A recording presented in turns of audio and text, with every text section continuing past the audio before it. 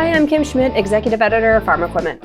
Welcome to Farm Equipment's Used Equipment Remarketing Roadmaps podcast. In this episode, host Casey Seymour of Moving Iron LLC sits down with Prescott Shibles, the General Manager of Randall Riley's Asset Intelligence Division. Let's jump in as Casey and Prescott talk about predictive analytics and turbulent data as it relates to the used equipment market. So let's jump into it, man. It's a weird time right now, especially when you're trying to use a crystal ball to figure out what's going on. Half the time it's so cloudy you can't use it anyway. And right now I think it's a black gelatinous mud that you definitely can't see what's going on in the marketplace. So we've got delays out there and what that looks like. We've got, price increases. We've got canceled orders. We've got delayed orders. We're looking at new orders showing up 9 months to a year out, even further, and depending on what it is and manufacturing, those kind of things. So I guess, Prescott, when you guys are looking at the EDA data that comes through with that stuff, let's start with that first. Let's talk about EDA data for a minute. So when you're looking at EDA data right now and the amount of stuff that's getting booked outside of someone's normal roles, trade cycle and those kind of things. So that's one thing great about EDA data is it's very easy to have that conversation with the customer. It's looks like every 3 years you're trading your equipment. Every 5 years you're trading equipment, and you can start targeting those things. Well, right now, if they were, 2 or 3 or 4 years was their normal trade cycle, it might be out 5 or 6 years now just because of the way things have landed and those kind of things and the skew that you see there. How are you having that conversation with your customers and how much has that affected the data that you see out there right now? Yeah, I think a couple of key things. One, seeing different patterns for different kinds of buyers.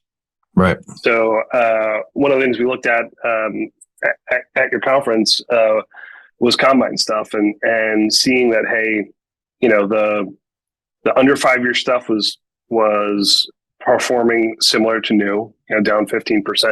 And the older stuff was performing similar. But the 5 to 9 year old stuff was not selling nearly as much. Had about a 32% year over year decline, and that's been in decline since last September. Yeah. So I think you're seeing certain cohorts of buyers opting out of the prices that are out there right now.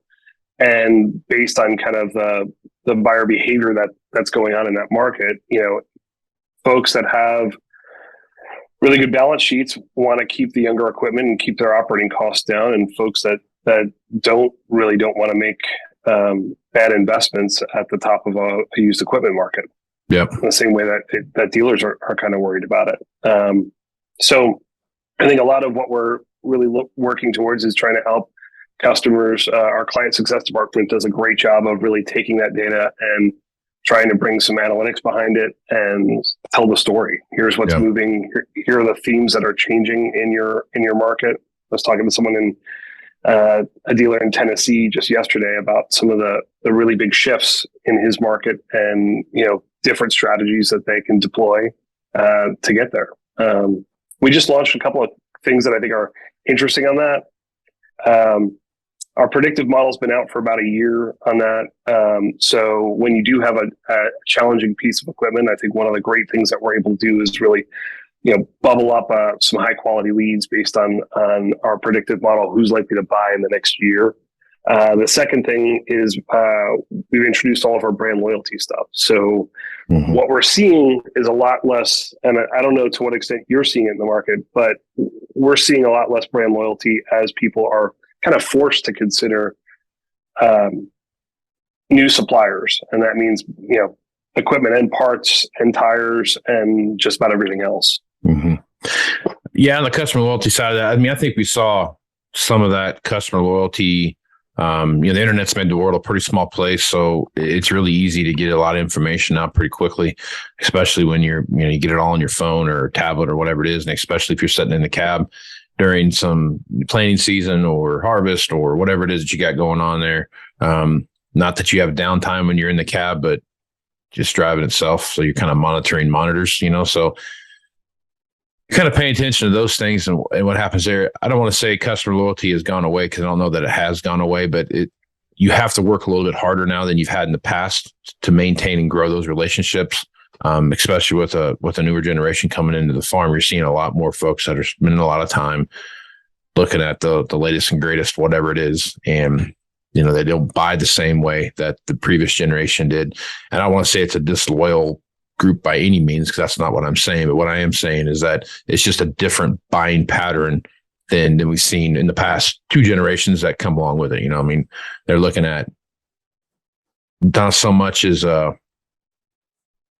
dealership that's 5 miles away, not necessarily because they're 5 miles away, they're going to do business there. They're going to look at some other options that are out there too. And whether that's on the equipment side or the input side or wherever it is, the banking side, whatever it is. There's a lot of different functionalities that come into play there. And it's just, like I said, more information's available, more responsiveness, those kind of things are all playing into that customer loyalty factor.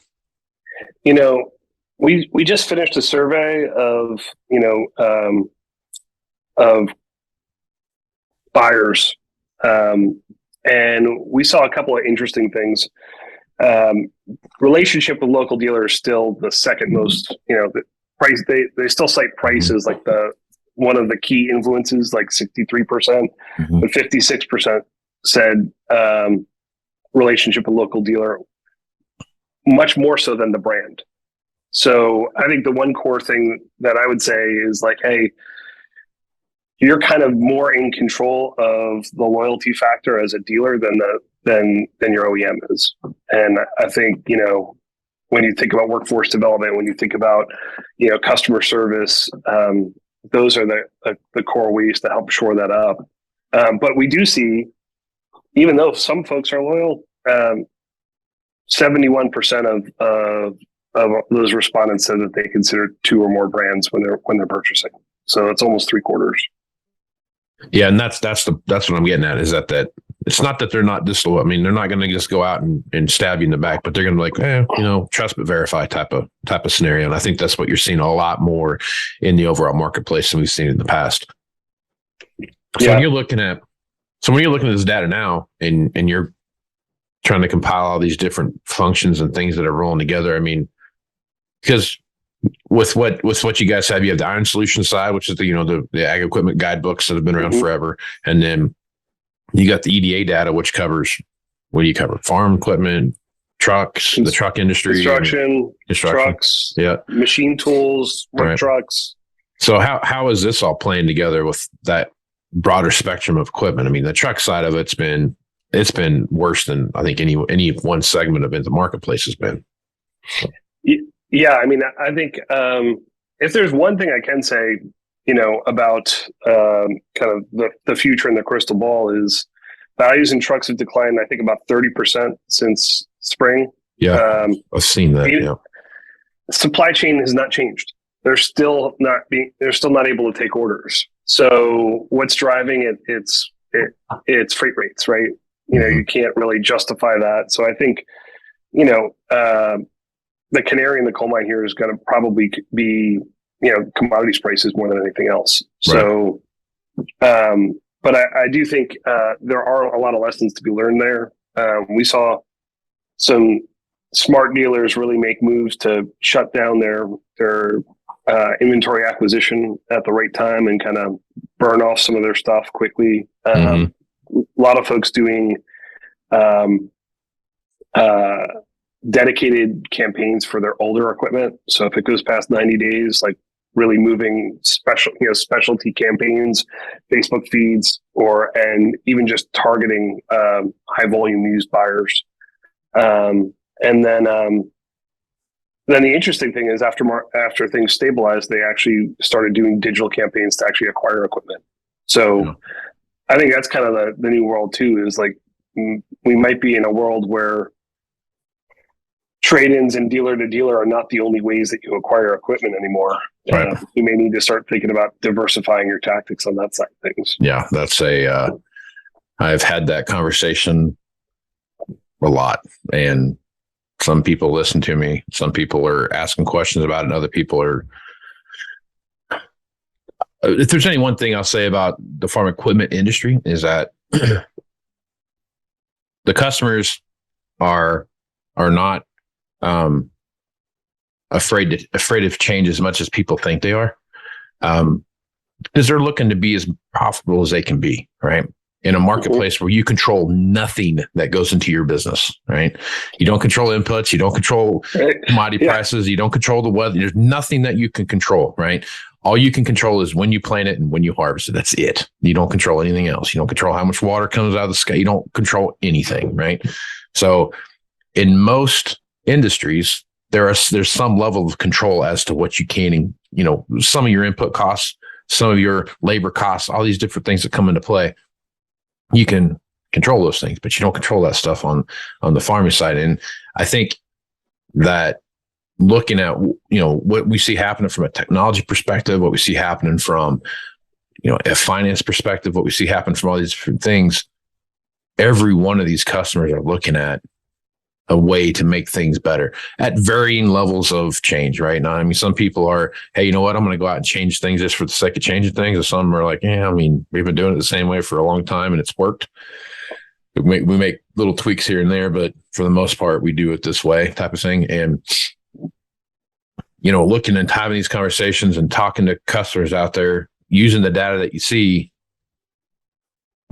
I mean, one, technology adoption is at varying levels, but it's hard to find someone that's farming right now that's not using some kind of guidance, right? Some kind of GPS guidance, right? I'm sure there's somebody out there that doesn't use it, but they're like the one in the county that doesn't use it, right? So I mean, if you're looking at the overall perspective and what that looks like, how are you looking at technology and the things that are coming down the pike now, and how are you valuing that from a guidebook perspective? I mean, how are you taking that technology and really using it to show that, hey, you know what, this machine is worth X without and X with Y? Because some of that technology, the machine's kind of worthless without it. Yeah. So, I mean, the best way I think we can handle that is through having conversations with you guys. So one of the core things that we've really tried to change, and I hope the feedback that I've gotten is that people are noticing, is that we're having more conversations with dealers about the things that are the real needle movers. So John Womack has a conversation with a dealer that's documented with a standardized set of questions, at least one per week, right? And he has a lot more conversations than that with dealers, but we're asking the same questions to make sure that we're getting and identifying the themes that are coming out of it. So identifying the needle movers on options, on technology, on any of those core elements are crucial and critical. Then following up with folks who are submitting sold reports that are getting rejected because they don't have enough specific information on them is another core aspect. So, a lot of people ask us about, data collection, and one of the hardest things about the guides process, I think, is that I don't think anybody realizes how much effort goes into it. So there's a tremendous amount of scrutiny on each and every sold report, and we throw away a fair amount of them if they are incomplete. And so the team spends all the time between guide issues or updates or additions, cleaning up the data and making sure that we're only using good and complete data. So it is a huge degree of focus. And I think, so the other thing that we're doing is we actually do kind of comparisons with dealers. So give me everything, run an analysis of everything that you've sold this month. Here's what you sold it for. Here's what our values were. How close were we to that or not? We're never going to be dead on to everything. Every dealer is going to have a little bit of nuance in their strategy. 1,000%. But I have gained a tremendous amount of confidence through seeing repeatedly these kind of bake-offs, so to speak, where we're actually looking at data in real time towards the end of the quarter, right? So a lot of people were like, "Hey, is the data still relevant?" Towards the end of the edition, and we see that coming through. The other thing is on the EDA side of things, we're taking that input and starting to bring that back into EDA as well. So certain things we're making some changes on what we're tracking in EDA, less relevant here, but in the construction space, there's a lot of electrification. Right. So fuel type is something that we're pulling in on that side, and we're looking at a couple of other options based on the feedback that we're getting as well. So the goal is, back and forth between the two. What are the real needle movers that we need to be tracking from a behavior standpoint? Yeah. So that's I'm glad you brought that up, because it's something that I haven't been paying attention to as much as I should have. It's always kind of back in my mind, but the electrification of equipment. I mean, we're starting to see that came out about 3 years ago. We really started seeing some people playing in that space, and they were, going to make a 25 horsepower tractor, a 40 horsepower tractor type of thing. And now you're starting to see some of the bigger manufacturers start to get into that electrification state. And a lot of that stuff is, lawnmowers and gators and, side by side, those kind of things. You're starting to see those kind of creep in there.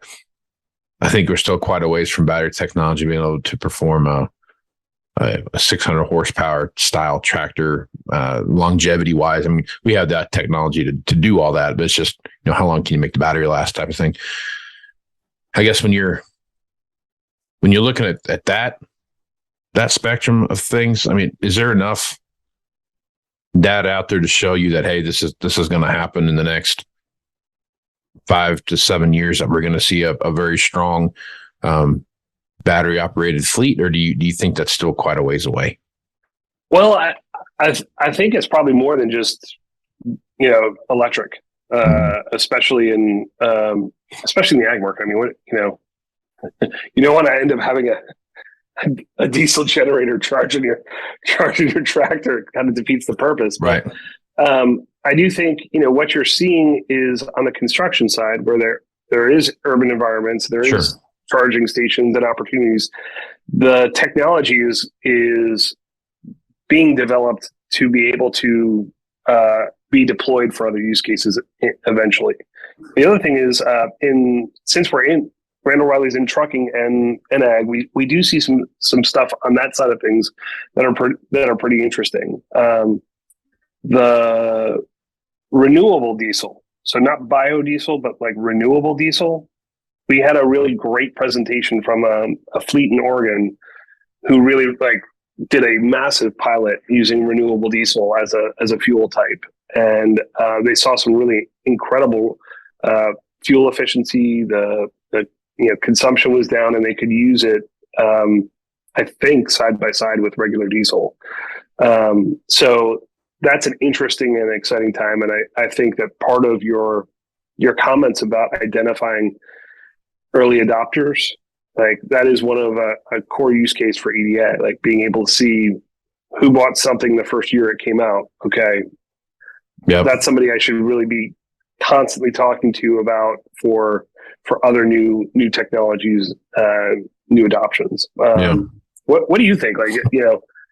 Do you see any migration from a tech perspective to something that's, less dependent upon diesel, and with all the shenanigans in the Ukraine at this point, does that accelerate that at all? I think any technology that someone can get a hold of that's going to create efficiencies and it's going to cut costs, that will definitely take a hard look at it. The ag industry is no different than any other industry. You got that 20% that's going to go out and be the first one to the gate, and they're always going to be on the cutting edge of whatever. And if it works, great. If it doesn't, we'll go back to the drawing board and figure it out.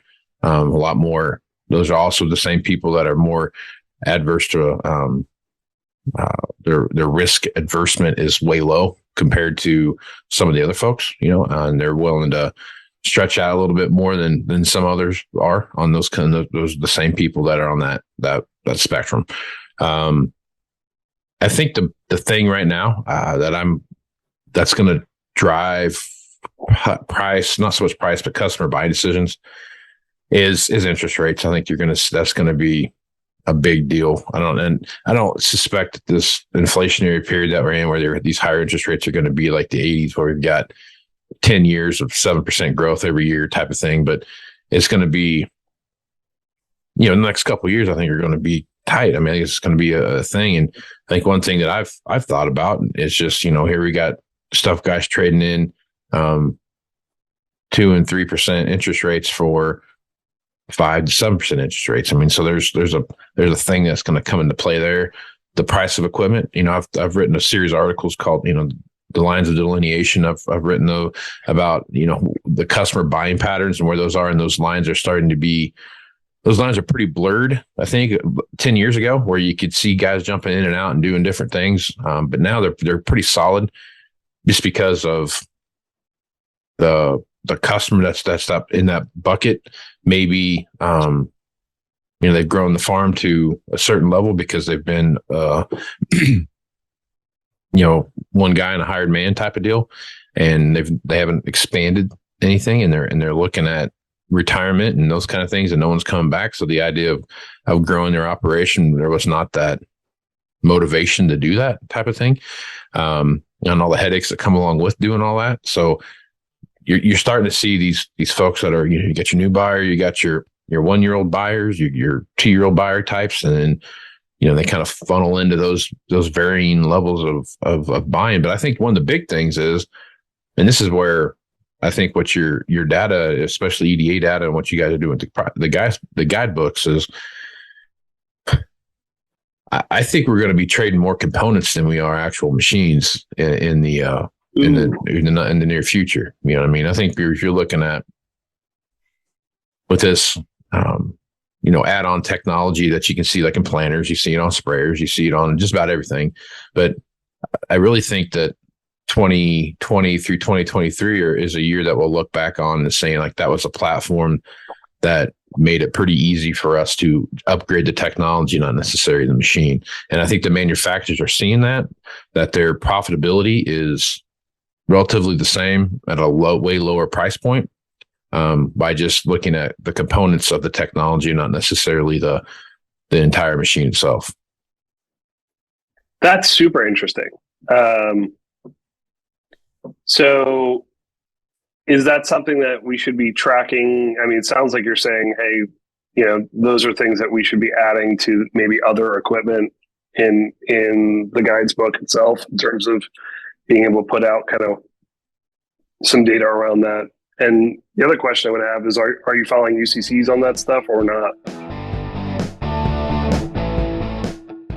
We'll get back to the conversation in a minute, but first I wanted to invite you to join us virtually this December 8th and 9th for Ag Equipment Intelligence's Executive Briefing. To learn more and to register, visit agequipmentintelligence.com/executive briefing. Now back to Casey and Prescott. I've got a customer that had the new planter was, I can't remember what it was. It was like $800,000 or $900,000, and to do the upgrade kit on the planter he has now was half the price, right? So everything's new except the bar, right? So the bar that the row unit's attached to. So at the end of the day, what are those row units worth? What's that residual value of that row unit?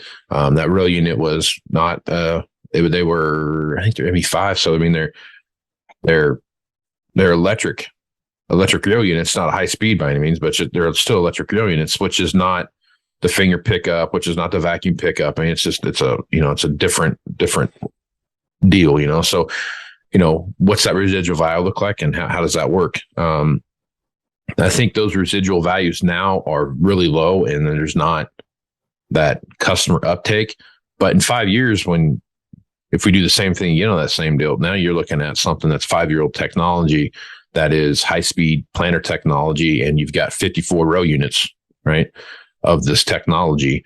My neighbor has got a 24 row. I got a 24 row. We go together and we buy these row units, and you take your 24, I take my 24, and here we go. So what's it worth? I think those are going to start, that conversation is probably 2 to 3 years away to start really seeing what that looks like. You've seen it on precision planting stuff, where you've seen a lot of those row units and stuff like that show up in like big iron auctions. You start looking at the various, and even just not just necessarily the row units, but just the components of, or the speed tubes or 2020 downforce or whatever it is that they're doing. Like, these different little spectrums are starting to pop up, and what's that look like, and what's that residual value have? It'll be interesting to watch that, because, if you take take a sprayer right now that's, See and Spray type technology, and you got the See and Spray Ultimate, which is can tell the difference between, various plants and weeds and those kind of things versus See and Spray. I forget what it's even called, but like Gen 1 See and Spray. Now you can't just go swapping around and put some software in and boom, now you got Ultimate. You have to change some components to make that work. Mm-hmm. So what's the sum of, I think the sum of those components are worth more than the sum of the machine is. And because I can keep the sprayer, and if I blow an engine up in the sprayer and it costs me $600,000 to buy a new sprayer, but I put, $100,000 engine and I spend $10,000 or $15,000 on wheel motors, I'm back in, I'm good to go. I'm right back to where I need to be at. And to your point with electrification, I take out that stuff, put in an electric engine, and I'm good to go. You know what I mean? So yep. I think all those things are going to be some components of how the overall spectrum of used equipment comes into play, because I think we're 5 to 10 years away from, we're going to trade machines every once in a while, and it's going to be part of the thing. But I think more updates are going to be done to the platform than to them actually just get a new machine, especially when you get to autonomy and fully cabless machines. Then you're just looking at power generation, and that's really it at that point. Yeah. I think that follows a bit of a trend on the consumer side, right? Mm-hmm. Whether it's your phone or your car, you're getting upgrades pushed to you, and more of the money is being made off of, not replacing that stuff as frequently, but using it in different ways. Right. Apple services model is what, 30% of their revenue right now. Yeah. You're saying they expect to make 10% of the revenues off software and down the road. Mm-hmm. So why wouldn't that follow that same pattern for sure? And if you can buy something for, I'm just hypothetical numbers here, just throwing stuff out, but if you can throw, $225,000 or $300,000 against the machine that you have, and not spend $600,000 or $700,000 to get the exact new, everything's brand new. If I'm, you start like I talked about earlier, you're looking for efficiencies, you're looking for cost savings, you're looking for everything. If I can increase my efficiency and not increase my costs, that's a win. So those things all start coming into play. It's going to get real tough to manage your business off Excel. Yeah, it really is. Yeah.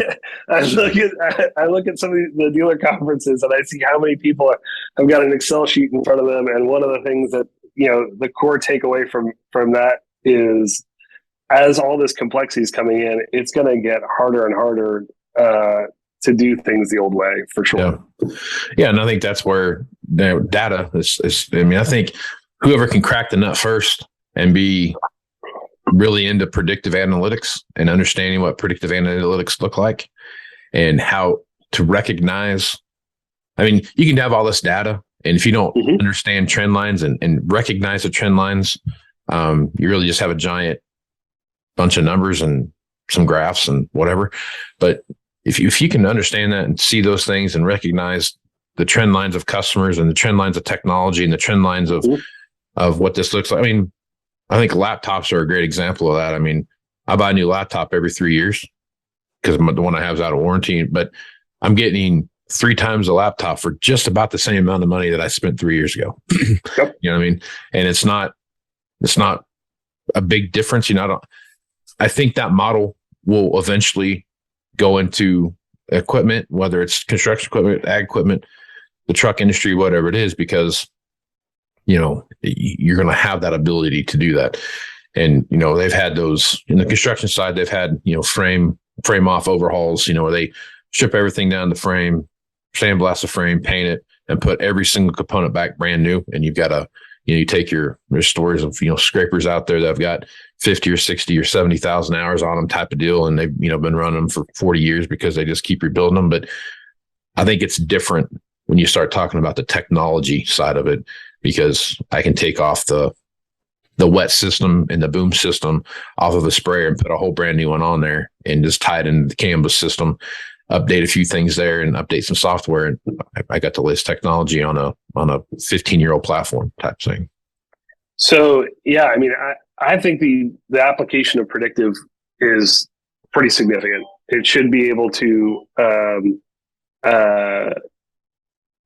it should be able to help in a lot of different areas of the business, whether it's predicting who's likely to do those rebuilds, or predicting who's likely to buy.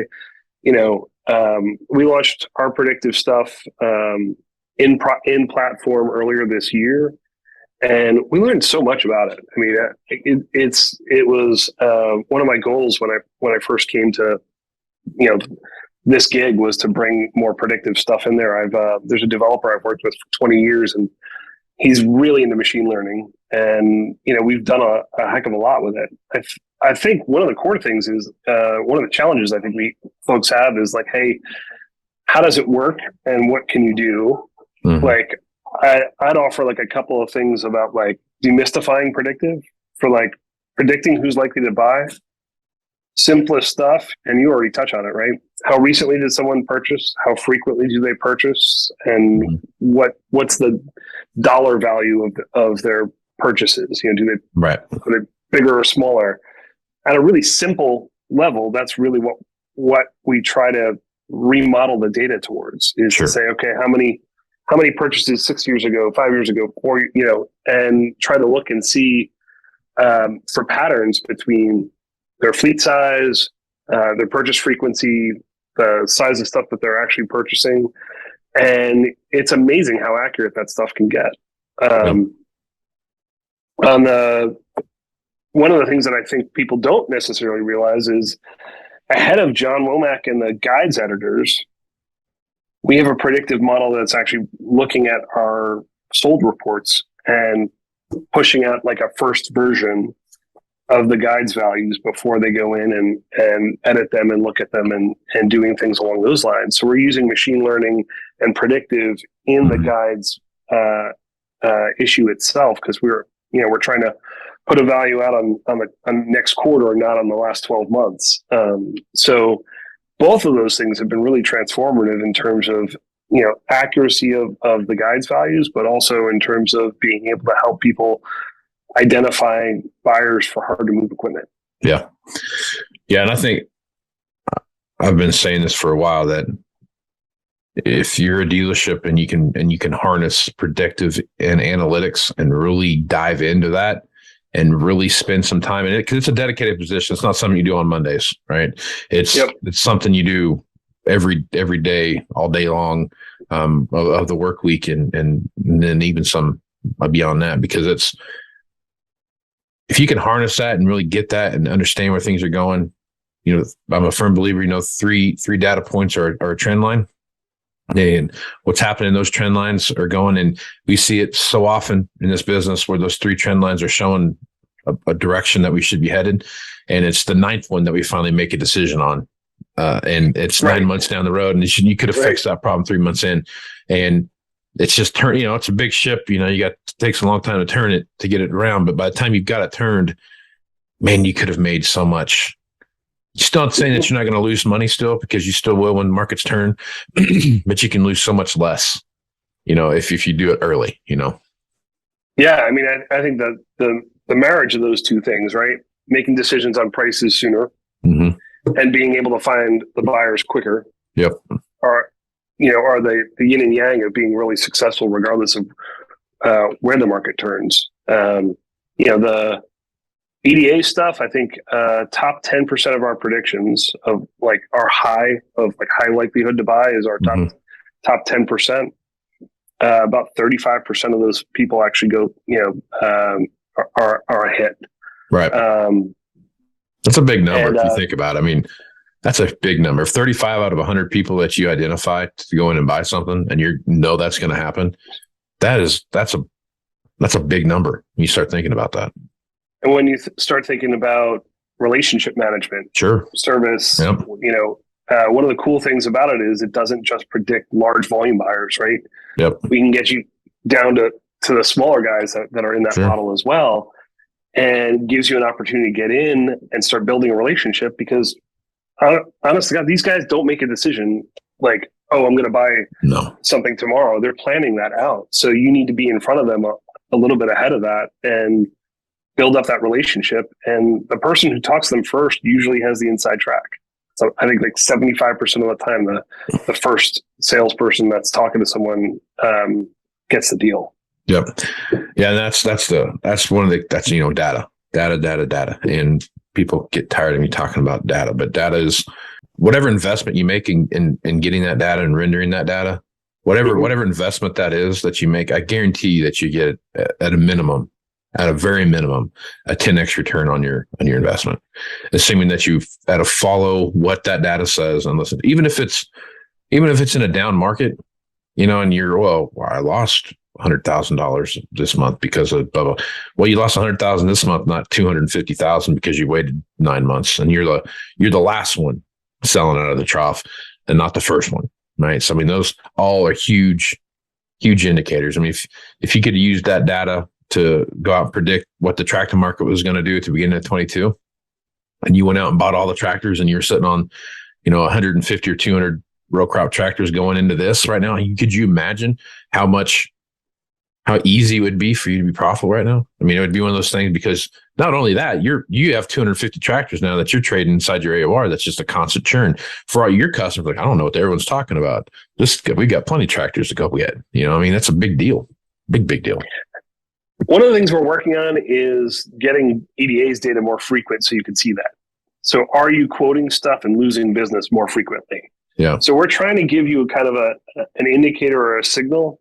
We actually just spent a bunch of money really transforming the process. If you've ever come, we sometimes have customers come and check our data production process out. I think for those who don't know, we have about a 37-person team here in Charlotte that produce the data, and everything gets printed out right now. Mm-hmm. And so we've done a couple of things post-COVID. First, we augmented the team, and the second is we're going through a complete digitization of the process, with the whole goal being to get our data as current as possible. Now, we're still dependent upon the Secretaries of State, but our data, I think we knocked 30 days of recency off in the past year of getting the UCC data more recent. We'd like to get it under 30 days. So that's not going to be possible in every single state, but one of the ways that you could check to see, hey, should you be dropping prices? Are you losing deals to other people who have? Yeah. And we're trying to get all these investments that we're making in the data production process. We're really trying to get to the point where we can start giving you, the guides might be giving you an early warning indicator, but EDA can then make you more confident about that sooner rather than having to wait until it's real bad. Yep. And something from a pricing perspective we should talk about too is you look at how things are priced and where things are going. The easiest, in my opinion, and you look at the big picture and the grand spectrum of everything. I mean, to me, auction data is one of the single most important data points out there, because it gives you that early indicator as to what's happening in the marketplace, right? So if you're looking at a downturn in the marketplace, it shows up first in the auction market, and it slowly trickles down. And God love them, the first thing that gets its head ripped off and kicked around as a soccer ball is combines, and then everything else kind of falls in behind it. But it's the watching those trend lines happen, and then watching what happens in the retail marketplace too, is where those trend lines start to develop, and what's a differentiation between retail price versus auction value, and all those different things that come into play. Talk about that a little bit, and how you guys are looking at that data via your guidebooks and EDA. Yeah, so I think two things. First off, auction data, we look at it a lot. There are some real big hygiene problems with it. So you got to be very, very careful about how you use auction data, to build your trend lines. We get combines. If you put our data, our new combine data next to AEM's new data, we have between an 85 and 95% capture rate on combines, depending upon the year. So hold on a second. Explain what that means. So that means when we look at new UCC filings and the combines that we're able to get out of them, our counts of new sales within a year are depending upon the year, 85 to 95% of what AEM is reporting. So those folks that are, the ones that we're not getting are people who have a blanket lien or using a line of credit. Mm-hmm. I mean, maybe there's a cash buyer for some of that stuff, but I doubt it. But they're not financing that individual combine specifically as collateral. So because our capture rate is good, we see the serial number and on a lot of combines. So we know what year of manufacture it is.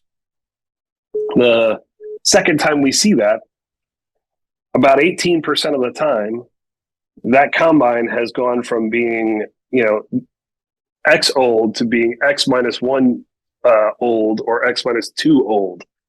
And so sometimes the year of manufacture is inaccurate at auctions. And that has a really significant impact on perceived price.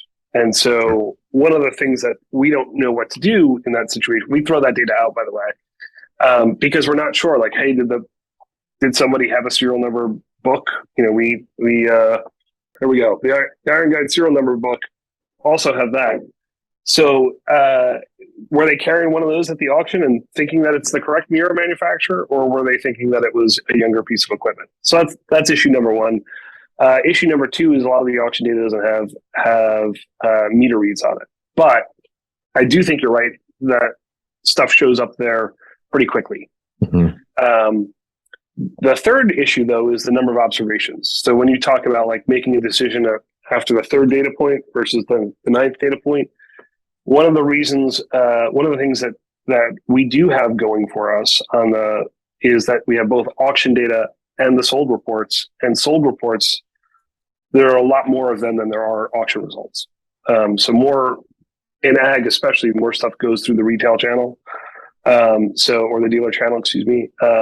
And so we're able to give you some of those points a little bit quicker by marrying those two things together.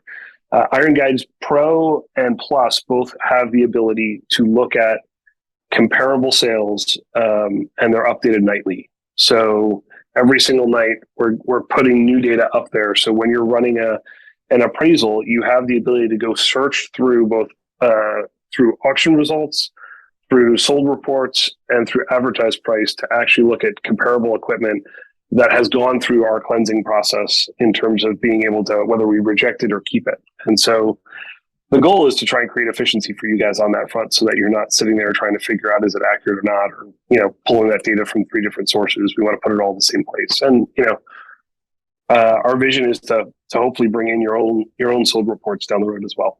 Right. Yep. And I think that's a good point you made. I have found those before in auction data when you're digging through there that, because I do everything via serial number, especially if it's it's a deer thing. So I work for a deer dealer, so you can go through there and pull the serial numbers up, see specs and everything like that, and go through those different things. And it makes, I have found those before where there are some discrepancies in year and those kind of things versus what's there. So definitely something to pay attention to. But again, that goes back to my earlier statement about data, is that you have to understand the data that you're looking at, and you have to understand what it is that you're getting. If you have 50% of your data is bad, then you're going to have bad results, so it's, you got to measure and cleanse what you need to and what you don't need to. And the same thing too, if I'm comparing a 4-wheel drive combine to a 2-wheel drive combine, they're just different. There's different aspects in the market based on where it's selling at. If you're out here where I'm at, 4-wheel drive combines no one really wants them because it's, doesn't rain. So it doesn't really get muddy. Right. So, right. Back home in, South Central Kansas, where I'm from, it's 4-wheel drive is a bigger deal. They want to see that. You start moving into the corn, true corn belt, those kind of things. You start to see more 4-wheel drive machines pop up where 2-wheel drives aren't worthless, but they don't have the same return on investment that you would see in from when it was new, right? I mean, you're looking at the differentiation there. So all those things come into play. So definitely good points there. Well, man, we've been going for a little bit here, Prescott. Yep. Any final thoughts you want to throw out there before we shut it down? Yeah, I mean, I think no matter where the market moves, what we're ultimately saying is data can really help you be in control of what the market is. Yes, can. I will tell you, we, as a data company, we use our own data. Through COVID, when everybody else in the media and advertising and market intelligence business was going through challenges, we were still able to grow because we were able to find the safe spots in the market. And having used our data to be able to navigate one of those challenges, one of the core things that our whole team is really excited to do is to help dealers be able to do the same thing. So if the supply chain market is going to become harder, that's we're able to help on that. And the ways in which we can help are we can help people find equipment. We're having really great success with digital campaigns around that. We can help people see the most recent comparable data in the market and look at transactions that are updated nightly. EDA can help people find areas of opportunity. We can help people develop CRM-driven sales processes. And then finally, workforce development, where not my division, but our talent intelligence division does a lot of diesel tech recruiting. And so one of the ways that we just want to partner with dealers is we want to try and help on each aspect of the business, whether it's parts, service, new sales, or used sales. We really want to be as relevant as possible and empower dealers to take control of their business and create and outperform the market. Right on. Okay. Well, Prescott, folks want to reach out to you, get more information about what you're doing. What's the best way to do that? RandallRiley.com. Prescott Shibles at RandallRiley.com is my email. P Shibles on Twitter, or just Google me on the LinkedIn. You can just Google me too. I mean, There's really only one Prescott Shibles out there. It works for me. Right on. Right on. Makes it simple, huh? Right on, man. Well, Casey, thank you so much. This was great. A lot of fun. No, I appreciate you being on the podcast, man. Thanks a lot. Thanks to Casey and Prescott for sharing their conversation with us. You can keep up on the latest industry news by registering online to receive our free newsletters. Visit www.farm-equipment.com. For Casey, as well as our entire staff here at Farm Equipment, I'm Kim Schmidt. Thanks for listening.